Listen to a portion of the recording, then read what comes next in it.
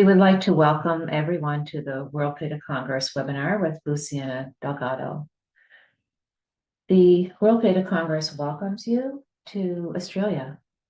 The 12th World Potato Congress will be held from June 23rd to 26th, 2024 in Adelaide, Australia, and we hope to see you there.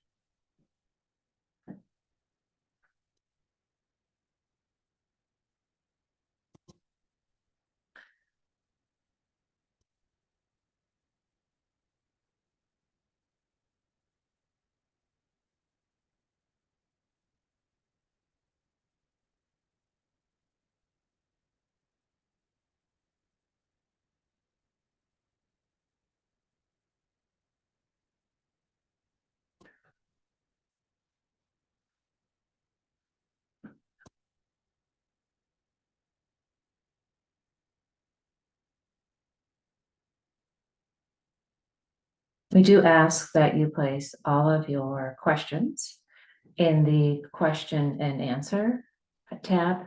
There is also a chat option, but the webinar host would be able to see your questions more clearly if they are posted in the Q&A.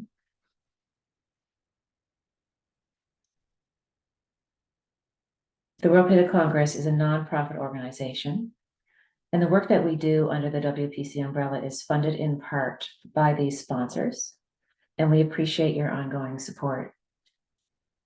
The first part of the webinar will be in English for the first 45 minutes. Then we will have a pause, and the top of the second hour will be Spanish. We welcome you to stay online for both sessions if you so wish, and welcome Luciana. Okay, good morning to all. Thank you, Ellen, for the introduction. It's a pleasure for me to be here. I want to thank Dr. Andre DeBoa and the organizers for the kind invitation.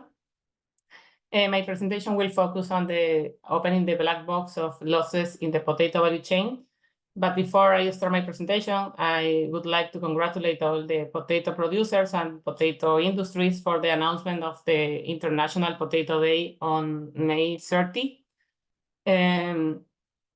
So any interventions that we do in the food value chain, it will have three impacts. So first, it will improve food security and nutrition because it will create more food available. So today we know that the losses represent about $400 billion, which is the 14% that has been estimated on food losses. And this is related to the SDG 2, which is the Zero Hunger SDG. So the second win will be improved productivity and economic growth because it will allow farmers to sell more produce to the markets, and that will increase the productivity by increasing their efficiency because they will lose less of the produce. So this is related to the SDG 8, which is decent work and economic growth. And the third win is it will help us to reduce the emissions. So one of the major trade-offs in the food system is that if you don't use the food that it was produced, the emissions will be lost. So reducing losses will allow us to use better water and land and reduce the emissions. And this is related to the SDG 13, which is climate action, 14, life below water, and 15, life on land. So there has been a lot of efforts to try to bring awareness about food losses. The first effort was the idea that there was 1/3 of food loss that was waste, which was estimated by FAO. But there has been other efforts by UNEP and WRI also to estimate food loss and waste. What we know today in terms of the SDG indicators is that there is a food loss index developed by FAO that measures losses. And the other is the index developed by UNEP, which measures waste that goes from retail to the consumer. And up to today, both indexes are ready and available. So now it's important to understand what is meant by food losses, because the problem that we found in the literature is that many papers use different definitions for food loss and food waste. And normally we interchange them and mix them. So in this figure, we adapt the definition developed in the SOFA of 2019, and we relate with the SDGs at the different stages. So the definition says that for food loss index of FAO, it covers from on-farm, post-harvest, up to the processing and packaging, including the wholesaler. And for the food waste index, occurs from the retail to the final consumption or the demand stages. But of course, it's also important to extend this definition and to capture also the losses at pre-harvest and at harvest. And here I'm showing which of the SDGs are related each of the stages during the food system. Now, if we focus on the food loss index, if you recall, I said that there were two indexes, the food loss index and the food waste index, and my presentation is focused on food losses. The latest number calculated by FAO is 13.2%. And here what I show is the distribution by region, and in the next slide, I will show the distribution by commodity.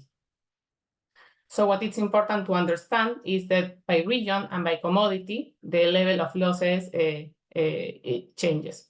So as we can see at the regional level, the estimates range from 9.2% in Northern America and Europe to 20% in Sub-Saharan Africa.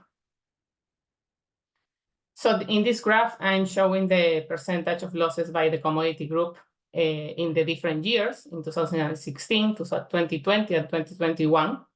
And as we can see, the highest losses is in the fruits and vegetable groups at 31.1% in 2021. And this is due to the high perishability of these products and fee interventions strategies.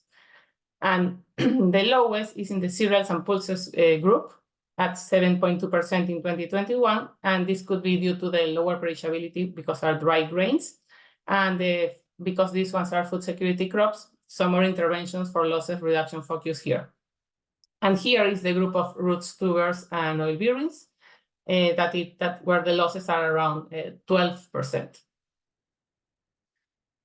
So when we want to measure losses, we need to look at what we are measuring. So food losses can be measured in different metrics based on the policy objectives being pursued.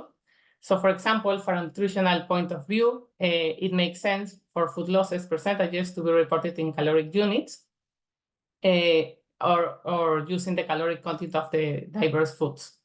So on the other hand, if we want to focus on environmental sustainability with the objective of reducing the amount of land or water use, for example, for producing potatoes, then looking at purely physical quantities or even hectares of land or cubic meters of water equivalent can make sense.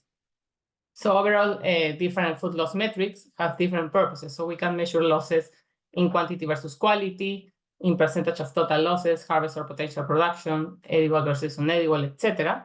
So the policymakers, business, and consumers will ultimately decide which metric they wish to use depending on their objectives. Oops. So, sorry. So how we measure food losses? There are two general ways to measure losses. There is the macro approach and the micro approach. So if we talk about the macro approach, for the most part of the calculation of food losses, hinge upon the accounting exercise that use aggregate data from food balance sheets provided by national or local authorities, and it has achieved implementation, and it's representative for large regions and have good comparability. However, these ones are often subject to large measurement error, frequently rely on poor quality data, particularly in the low and middle income countries, and are not based on representative samples for specific stages of the value chain. So the other way to measure is the micro approach. This uses sample survey data regarding a specific value chain actors to overcome shortcomings of the macro approach. However, these micro approaches are costly and time consuming to implement. And in addition, it can be difficult to get a large enough proportion of responses to represent an entire value chain or region across several years. So what do we do in the work we have been done to measure losses? As you know, if we take into account the value chain concept, which is the innovation that we have in this methodology that I'm going to present, we need to understand that food loss occurs at the different stages of the value chain. So it goes from the production to the transportation to the processing and to the distribution of the different commodities. So we have collected information through representative surveys among farmers, middlemen and processors, trying to capture the whole process across the different value chains. So what we are measuring includes two elements: the physical quantity losses, but also the qualities and the value losses. And in this work, we compare 4 different methods to try to validate if our new methodologies brings new insights over the traditional methodology of measure losses. So let me present the methodologies that we use. So the first method is the aggregate self-report method, and it's based on reporting by producers, middlemen, and processors regarding the food losses they each incur. So in this methodology, direct survey questions asked to the value chain actors about their quantity and quality degradation. So at the producer level, the survey instrument include questions about pre-harvest and post-harvest losses, and middlemen and processors are asked about the different stages of post-harvest activities and transformation processes. So this type of report has been widely used in recent studies on food losses by Ambler et al. In 2018, Kaminsky and Christensen in 2014, and the 2 studies of Minten in 2016. The second method that we use is the category method, and it's based on the evaluation of a crop and the classification of this crop into quality categories. And this method, it's built on the visual scale method developed by Compton and Sherrington in 1999 to rapidly estimate quantities and quality of grain losses. And this method classifies each product into its end use. For example, if it's suitable for export, the formal market, the informal market, animal feed, etc. And each category is associated with a crop damage coefficient and a percentage between 0 to 100% represent the share of the product that has a damage from each category.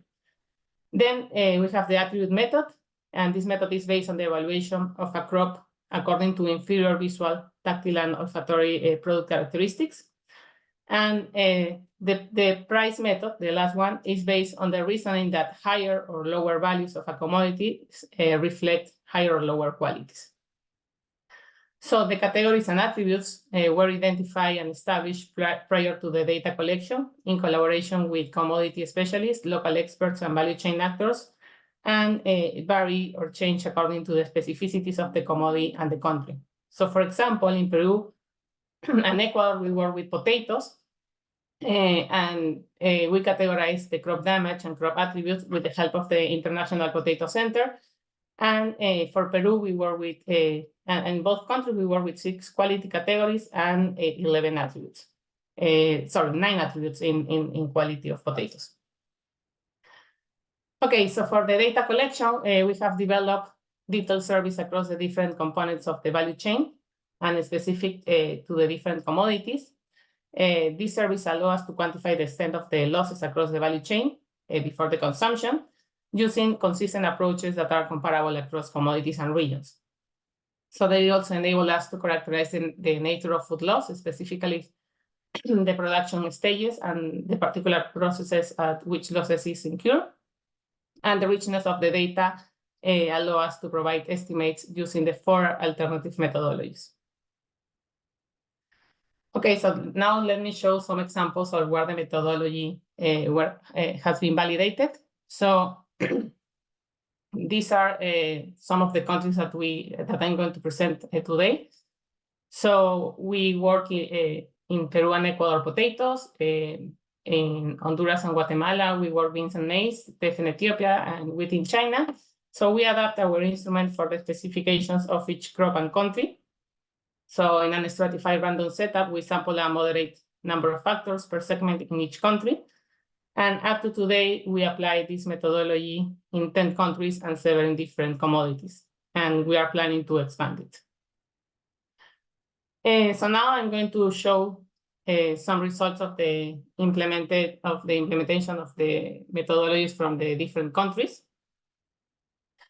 So this figure, the figure shows the loss levels at the producer, middleman, and processor level separately. So in the green part of the bar, we are bringing the farmer information. the red part is the intermediary or middleman information, and then the blue part is the wholesaler information. So here you can see the different bars. And alternatively for the four estimation methodologies. So the S is the self-report methodology, C is the category, A the attribute, and P is the price for each of the commodities and countries. So these losses include both the quantitative degradation, so this is the product that completely disappeared from the value chain, and the quality degradation, which is the product that it's affected by quality deterioration. So losses are alternatively expressed in weight and values, with the latter providing information regarding the economic damage caused by these losses. So this is what I'm showing here. And as shown in this figure, losses figures across all value chain fluctuate between 6 and 25% of the total value chain of production, and losses figures are consistently largest at the producer level and smallest at the middleman level. And across the different estimation methodologies, losses at the producer level represents between 60 and 80% of the total value chain losses, while the average loss at the middleman and processor levels is around 7 and 19% respectively. And at the processor level, losses fluctuate between 2 and 3%. This is important to mention. It's important to mention that these losses do not include the yield gaps. So this is really important because it will help us to understand how to target interventions on losses. So in this slide, I'm zooming or showing the results only for potatoes in Peru and Ecuador. These figures show the losses at the producer, middleman, and processor level separately, as I showed in the previous slide. The green part is the producer losses, the red part represents the middleman losses, and the blue part is the processor losses, also with the different for estimations. So as you can see, the difference across methodologies are salient, especially at the producer level, while the estimations result from the category, attributes, and price methods tend to converge, and differences are not statistically significant.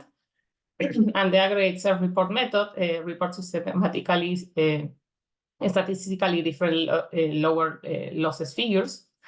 And these gaps are largest in the potato value chain in Peru, in which self-report loss estimates are between 10 and 15 percentage points lower than those estimated with any of the other methods. So, and of course, if we look at the methodology, which we have piloted in several countries already, this also helps us to identify the reasons of these losses. So for example, in this graph, we are looking at the reasons that we identify at pre-harvest. And we have identified that the major reasons in most of the commodities are linked to pests and diseases, which is the light brown bar, and also linked to the lack of rain, which is the green bar. In the red arrow, with the red arrow, I'm showing the reasons specifically at pre-harvest for potatoes in Peru and Ecuador. And as you can see, the intensity of these problems in each of the countries are different. So not necessarily the same solutions or interventions are going to have the same effects. So when we look at the reasons to left in the field for the produce that have not been harvested for several reasons, we identify that the major problem, which is the orange bar in most of the countries, the major reason reported is the poor harvest technique that doesn't allow us to bring the product. And the second element essentially is lack of costly labor, which is the dark green bar. So the producers prefer to leave the product in the field. So specifically for the potato in Peru and in Ecuador, the major reasons reported for less in the field is the smaller poor quality potato, which is the light orange bar, followed by a lack or costly labor, which is the dark green bar. And in the case of potatoes in Peru, the major reason reported is poor harvest technique. So let me give you an example for this. In the potato market, for example, in Peru, if the price go down, the producer decide to left good quality product in the field because it's more expensive to harvest and transport to the market than the price that they are going to receive. So finally, when we look at the reasons for loss at post-harvest, what we found in most of is that mostly are related to labor damages at the different stages, and this can be fixed by building capacities. So it's important to see also the pink bar in some of the countries that show the losses at the storage. In the case of potatoes in Peru and Ecuador, the major reason reported is that labor damages at the harvest. And in Peru also the transportation, which is the gray bar, it's a big problem. And this could be related with how the roads are developed in Peru. So we also analyzed the origins of these losses, and we found that age, education, and experience are negatively correlated with the probability of having a losses. And in particular, being old when an older producer is associated with a reduction in the incur of losses in the maize value chain in Guatemala and Honduras. Formal education significantly correlated with a reduction in losses in the potato value chain in Ecuador and Peru, the bean value chain in Honduras, and the wheat value chain in China. So the number of years in which a producer has been producing a specific crop significantly correlates with the reduction in losses in the potato value chain in Ecuador and the maize value chain in Guatemala. And in addition, we found that in Peru and Ecuador, when a producer main income stems from an agricultural activity, it correlated with lower losses. So we didn't find a clear gender differences. So this varies by commodities. So for example, being a male farmer tend to be correlated with less losses of beans, and is associated with about more likelihood to incur in a loss of maize in Guatemala and Honduras, and we don't find a correlation in gender in the other countries. So when we talk about access to market, we found that it's positive correlated with the reduction of losses. So the cost or time to reach markets has a significant correlation with the increased losses in 4 of the 6 countries.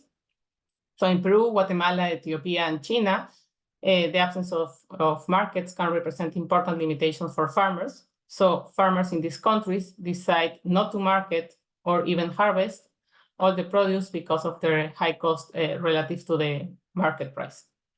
And the farmers in our survey mentioned that the lack of access to farmers and credits as a challenge to increase production of high quality products. So when we talk about technology and improved seeds, access to these have a positive correlation with the reduction of losses. So resistant varieties or improved seeds have consistent correlation with the reduction in losses, with the correlation being significant in the potato value chain in Ecuador and Peru, and the maize value chain in Guatemala and Honduras. So most of the harvesting is still performed manually in these countries, making it labor intensive and slow. And the higher labor force is mostly correlated with a reduction of losses. So this is significant in the bean value chain in Guatemala and Honduras and the potato value chain in Ecuador. So when we talk about mechanization and technology in production and post-harvest activities, have negative correlation with losses across value chains and countries, highlighting the importance of adequate knowledge. So in particular, the number of machine-driven activities, including cleaning, sowing, herbicide application, pest control, fertilizer application, and harvest correlates with less losses in the potato value chain in Peru, bean value chain in Honduras, and the teff value chain in Ethiopia. So on the other hand, the number of machine-driven activities correlates with the increased losses in the Ecuadorian potato value chain, the Guatemalan maize value chain, and the Chinese wheat value chain.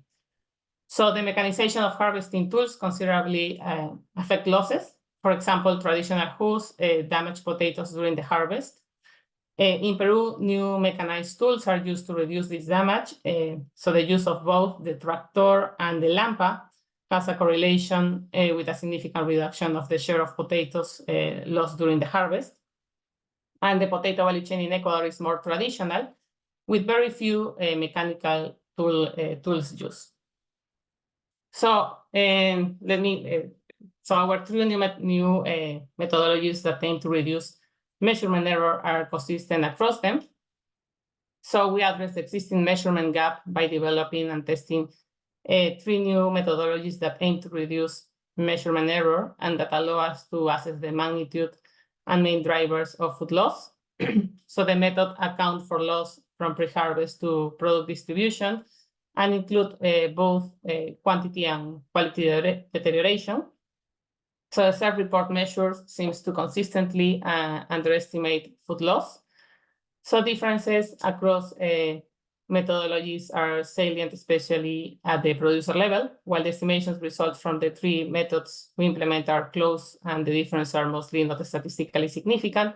And the aggregate self-report methods report systematically lower losses. So the average loss in the middleman and processor levels is around 7 and 19% of the total value chain, respectively.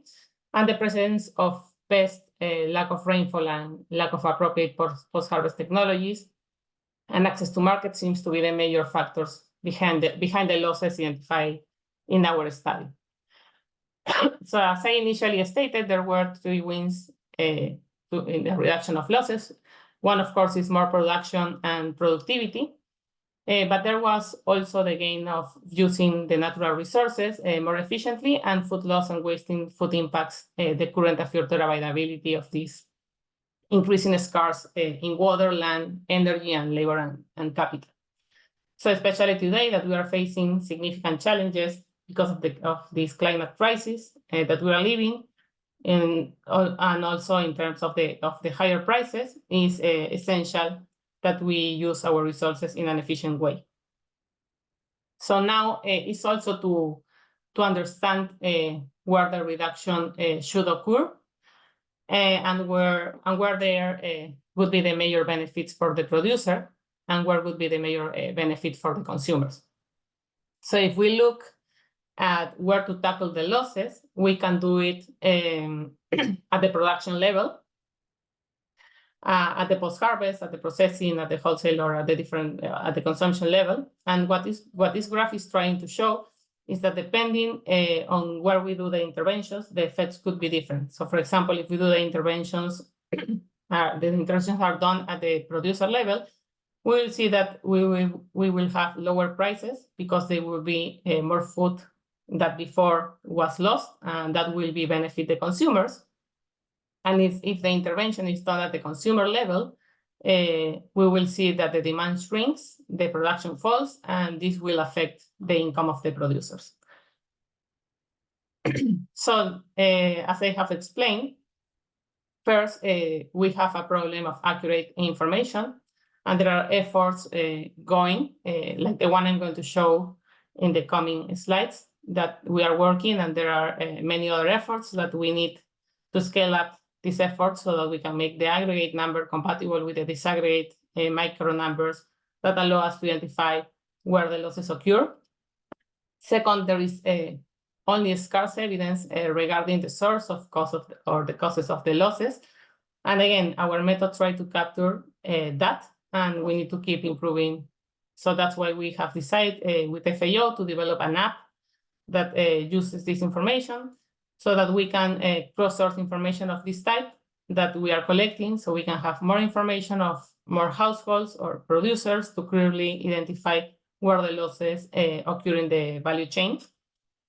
So third, another major problem that we have found is that still we need to bring better evidence in terms of the cost effectiveness of what activities or what actions could reduce losses that are profitable for the farmers to implement. And fourth, there is also an understanding on what incentives to be in place for farmers to do the necessary investments to reduce food losses. So now let me present the FAO Food Losses app. This has been developed based on research that has already been published and peer-reviewed. This is what I was presenting to you. So 3 research papers and numerous of technical reports underpin the development of this application. wherein we explore the 4 different methodologies that I explained to determine the most efficient way to collect information on food losses. So the FLAP uses one of these methodologies, the attribute-based method, that better approximates the real measurement of food loss across the production value chain and allowing us to collect precise information in a short period of time. So the FLAP is designed to capture through the attribute-based method both the quantity and quality of losses, the associated value of these losses, as well as the reasons reported by farmers. Furthermore, it offers solutions to the self-reported reasons of losses. So on the screen, you can see the various interface screens that the users will navigate to input this information into the app. So first, you will choose the country from where you are reporting and the commodity. We also have detailed information on the locations specifically for each country. The app also identify or use specific post-harvest stages, in this case, for potatoes or maize or the crop that you are going to work, and also the post-harvest processes and the attributes specifically for the commodity and the country. So once the farmer enters all the required information, the app will calculate both the quantity and the value of the losses. It will also provide insights into emissions, nutrients, and natural resources use implications. The FLAP will also identify the major issues reported by the farmer as reasons behind the losses, and it offers solutions through video produced in collaboration with Swabo, which is known for their scientific animation videos and cost-effective solutions.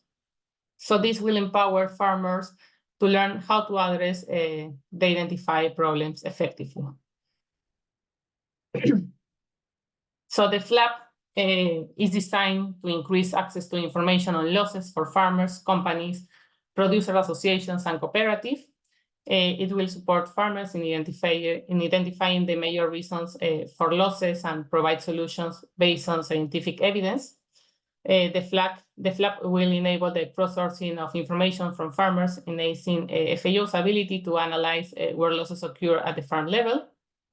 And farmers will input their data confidentially and anonymously into the cloud. So this data collection approach the leverages of modern technologies to facilitate the data gathering efforts across different commodities and countries.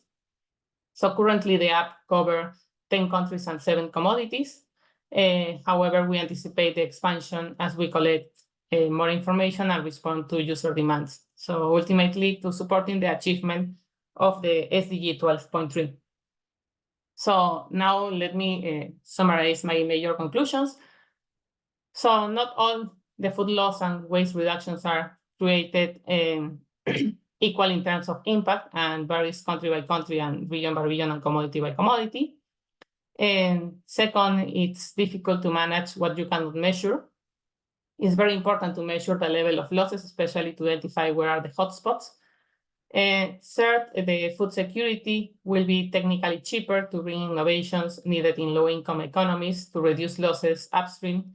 That means at the producer level. And finally, innovation, it's important in nudging the business case for food losses reduction, so broader investment strategy and policy coherence, so that we can have a business case. So it's important to say that if the producer don't have a business case, he or she won't do the investment. So let me give you an example. In the case of maize, if I do my investment to reduce losses by being aflatoxin-free, by drying my maize and storing it properly, and then I go to the market and the market doesn't recognize that change, then why will the farmer do this intervention or this investment? So he will not prefer to do it because he doesn't get any benefit. Okay, so thank you very much. I'm more than happy to answer any question that you may have.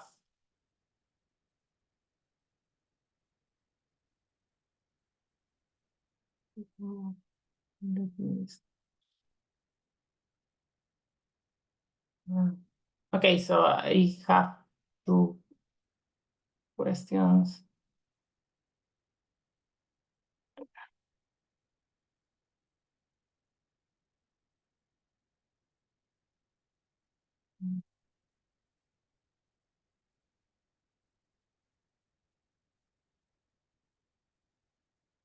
Okay, so let me start with the question from Peter van der Zak. Why aren't small and damaged potatoes used for papa sech? The hydrated products should have a value. Yeah, these are specifically reported for the potato value chain in these countries where we work the price value chain. So these producers were just focused on the potatoes that goes to the fries potatoes. So for them, these small and damaged potatoes doesn't have a use in that context. That's why they decide to left in the field. For sure, they can use it, as you mentioned, for other markets or other crops, but in this specific case, they reported that that's a product that doesn't have any value. So I have the other question from Diodon Harahak West. Can you please elaborate on how you can determine the losses based on the price?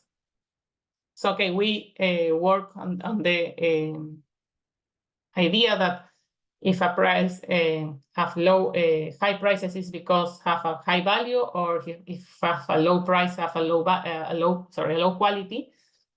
For sure, we take into account that when it's harvest time, we are going to have a less price than when we have a non-harvest time. So we take that into account to determine the losses based on the price.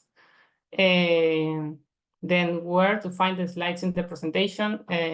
I think that they are going to be available on the website from the Potato Congress, World Potato Congress website.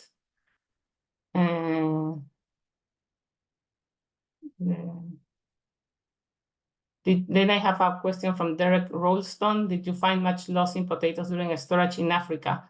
So we didn't measure for now in Africa. We are planning to do that. So I don't have information on for Africa. Sorry.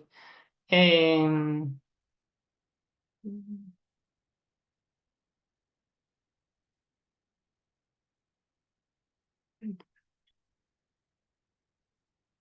I have another question from Peter that says, don't you think prosperity results in richer buyers rejected any pure quality? Yeah, because if you have like the option to pay for a good quality production, yeah, they have the option to reject this poor quality potatoes. That's why we encourage not also to increase the quantity of production, also the quality of this produce to can enter to these different markets and don't be rejected.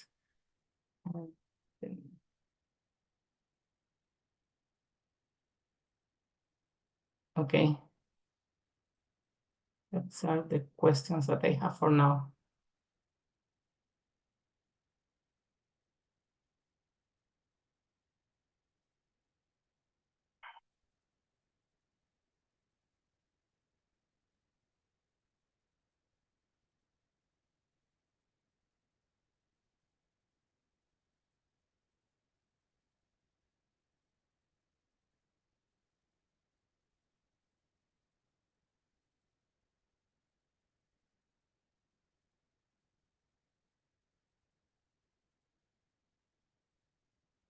Oh, okay. I think I have most of the questions. And thank you very much for the questions you sent. Ellen,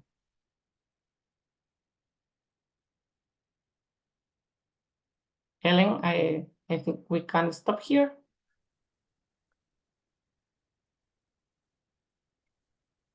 Thank you, Luciana. That was very informative. I appreciate your time today. For all of the participants who are still with us, at the top of the hour, Luciana has agreed to also present this same webinar in Spanish. We would love to have you back, and we've appreciated this very informative session, Luciana. We'll see you all at the top of the hour. Thank you all for the attendance.